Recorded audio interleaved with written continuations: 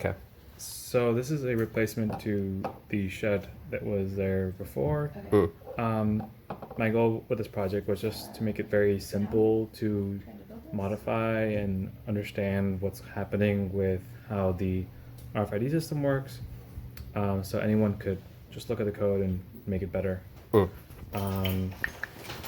So we still have a Pi here, but instead of having buttons or a bunch of key buttons, we just have a switch and a button, and this is the actual what will be on the front. Okay, so this over here is a prototype that's going to be turned into this, and this is going to be on the outside of the building. So these are just analogs for these. Yeah. Okay. So this button, small button is this button. Okay. And then this switch is analogous to this switch here. Okay. It's very funky, so it's telling me. And so, my goal is that the way that the system works is if you tap, you should be able to be buzzed in, and then this is striking the door. Okay, cool. And so the LED is there is a MOSFET that controls the solenoid to open the door, and so the LED is just the analog to that. Okay. I didn't bring the solenoid because it's inside the door right now. Okay. So okay, well that's one of the functionalities, and then the other function I want to add is to be able to add members. You flip this switch, it changes the mode. Okay. And so once you flip the switch, then you should tap. If you are a member, right? If you're a member, it'll say pseudo engaged, and it says if adding a big M, hold red button. Okay. So there's two options. If we're adding a 30-day member access, we would just tap, and it will read our card and it'll give us 30 days. After 30 days, it'll check the timestamp and it will deny access. Okay. Now, if you are wanting to get, perpetual door access, what you'll do is hold down this button. Okay. So when you're tapping the new members card, before you tap the card, you hold down the button. Hold it down. Tap the new member. Tap the new member, and then wait until something said on screen about being a new member. So right now it says place new member card, and so then Tap while holding the button. Yep, and then it says new user, please scan the QR code and enter. Okay. And so we're asking people to scan this QR code and enter their name, just so that we know what user ID is tied to what name, and so that we kind of just know what's going on. And so yeah, that's why there's a QR code. It just goes to a Google form. Okay. Okay. Cool. So the QR code connects to the to a Google form, and the user enters their name in there, so we know what thing is connected to what thing. If they don't do that, will anything bad happen? Currently, no. In a future software update, we're planning to have it as a requirement to have your name added. And so, if you were to tap in, it will just say, "Please add your name first before getting in." But not implemented currently. Okay, so those are things that we can add later. Yeah. All right. So is there anything special? I think this wiring is probably sort of self-explanatory. Yeah. If you were to, the only trick here is since we're using a Pi 3, the GPIO is different between different Pis. So if you were to want to replicate the wiring on the newest Pi, you would have to adjust the wiring so that this GPIO matched the GPIO that's on the new Pi. Okay. With that in consideration, if you just have a picture of the wiring, you should be able to get it going. Other things to talk about is this is using SPI, this is using I2C to communicate. Is there anything tricky or okay? Actually, let's real quick before we move on to talking about code stuff. Yeah. So is there anything tricky about or at least I don't know? You said this LED is a stand-in for what one more time? The door solenoid. So Okay. it just there's a solenoid on the door that opens it when you.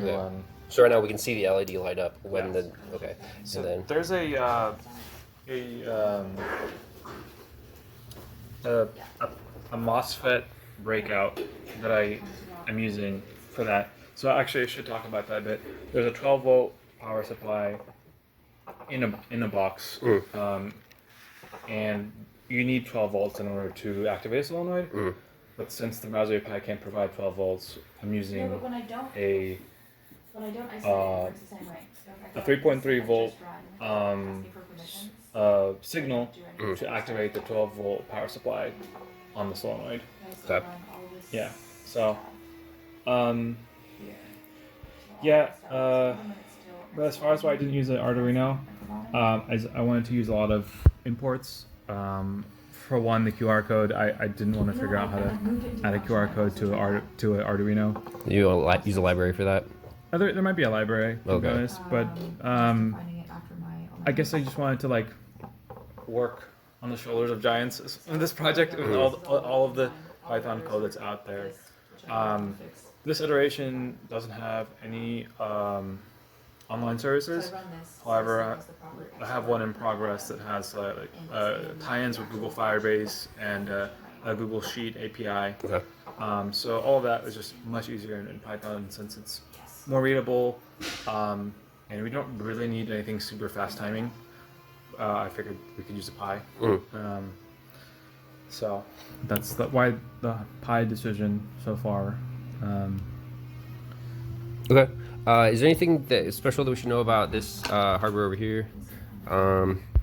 So this is going to be on the door, and because it's acrylic, we can see all the wiring. So this should be relatively self-explanatory. We're going to be using this cable is a substitute for Ethernet, actually right? The real cable that I'm planning on using in the final version. Okay. So, I'm planning on having 2 Ethernet cables come into the box in the front, and then the 2 Ethernet cables will go back to the Pi. Okay. So yeah, we need about, let's say like 10 separate cables to achieve this project. So if you're essentially to put all these wires into 2 Ethernet cables, that's what we're doing. Okay. So I still haven't mounted this and put the Ethernet cables in, but that's the plan. And Ethernet is just readily available, and I have these adapters you can get on Amazon, just RJ45 to pins or breakout.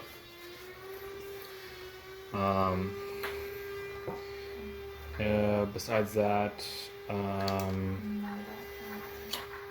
if the switch is left on, that's bad because then it's expecting you to add a new member. So I'd feel weird if someone left it like this, so they probably would just close it. Okay. Yeah.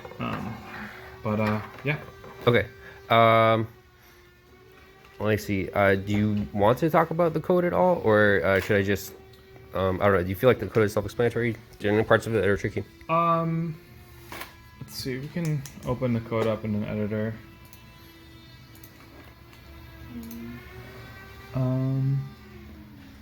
This.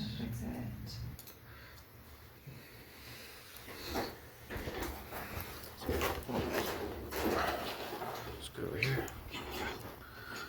I don't know how well you'll be able to read this, but currently, well, for the foreseeable future, there's one main file called olympus.py. Okay. And it's just, I was trying to make some Greek god references throughout the project for some reason. Okay. And it calls upon a few key scripts that I made. There's one called read_mfrc 522, and there's one called import, it's called get buttons, and then there's one called Pi to OLED. Yeah. Okay. So those are all the critical. The check G sheet UID should that also be in the Git repo? It's not currently implemented, so we don't need it for now. Okay. Once we add more online functionality, it'll definitely be part of the Okay. Git. Right now, this current script just uses the onboard memory on the SD card to keep track of user IDs. And so, yeah, it's not a not too long of a script. It's about 300 lines and there's even some bulk. It can definitely be optimized, but any questions about like? Not really. I don't have a lot of questions. I bet it is probably like relatively simple because it doesn't seem like it does like a lot. I Yeah. don't know. Is there anything, any like gotchas, anything special that was like difficult, or That was just not working, which is Yeah, I mean, there's been it was the reader. Well, I used a Brad breadboard one with the reader, and I thought it was a software issue, Okay. but it was just a terrible breadboard. So if you're having trouble reading RFID cards, I would make sure that you have the wiring is correct and that it's firmly secured. okay? A tip is that a lot of this is based on dictionaries. Each key right is now, the whole thing is just not working. It just stopped working. the user ID on the card. So I guess I'll explain a little bit of how MyFair Classic works. So if you have, for example, a card tag, each tag has a unique ID. So no tag has the same ID. And so what we're doing is we're just reading that ID and storing it in a database so that whenever someone taps in, they just are gonna. And the database is stored on the Pi, right? Yeah, start on the Pi. What is the database in? Is it SQL? No, it's just a JSON file. Okay. And then Python loads it in as a dictionary, which is convenient because we can get each key with the key, which is how it's supposed to work. Okay.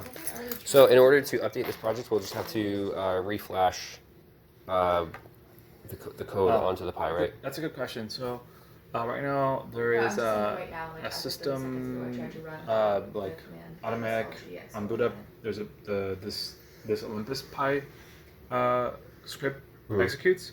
So if you just edit this file, it'll automatically execute on boot up.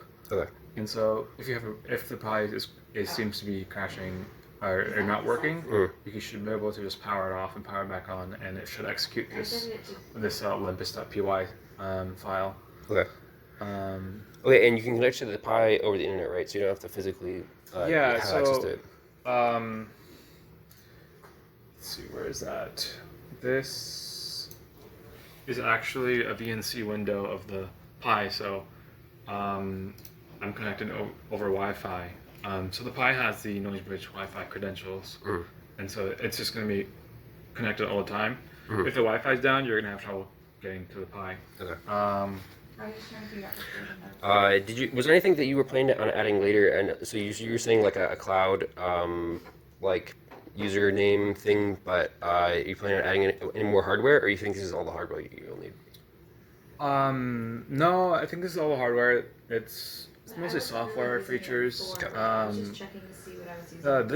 What's really good about the system is it can be easily scaled to any project at Noisebridge. So if you wanted to control lockers with RFID, or if you want to control machine access or room access, you can easily implement this with this RFID project. And it's one of the hopes that I'm having for this project is that people can just see it, learn from it, and then quickly adapt it to anything in the space. And so I'm hoping that it'll be documented well enough to achieve that. And I did consider the cheapness of some of those parts. Like, for example, this reader is like $4. The only expensive part is most of the Pi. So this Pi is a Pi 3. It'll probably be like $23. What does that do? This display, it's an OLED from Adafruit. It's $20, but it's not really necessary. You technically only need to have the reader to get in. The display is just useful so the user knows what's going on. We don't have to have a Wikipedia. I mean, we should have a Wikipedia, but it's not entirely necessary when the reader just tells you what to do, which is really good for a UI experience. Yeah. I feel like you could probably also just use an LED that blinks in a different pattern or something as an indicator. I can just have a little legend like this pattern of blinks means this, Yeah. And yeah. But I mean, in OLED we've got like hundreds of LED. Yeah. But yeah. Why? And one more time, why did you switch from Arduino? So what about this is easier in with Pi instead of Arduino?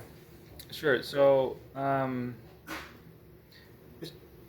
it's mostly the software. It's easier for, at least personally, it's easier for me to program in Python. I think most people would agree that it's easier as far as like readability to program in Python. It's easier in the way that you don't have to deal with like the Arduino IDE and having like specific what's it called like you need to install each board that you use specifically. So with a Raspberry Pi, it's a computer. If you execute the code, it's going to work. I mean, but if you do that on like a Arduino Nano versus an ESP32, you're gonna have to configure your IDE to recognize that the ESP32 is working correctly, or that it's being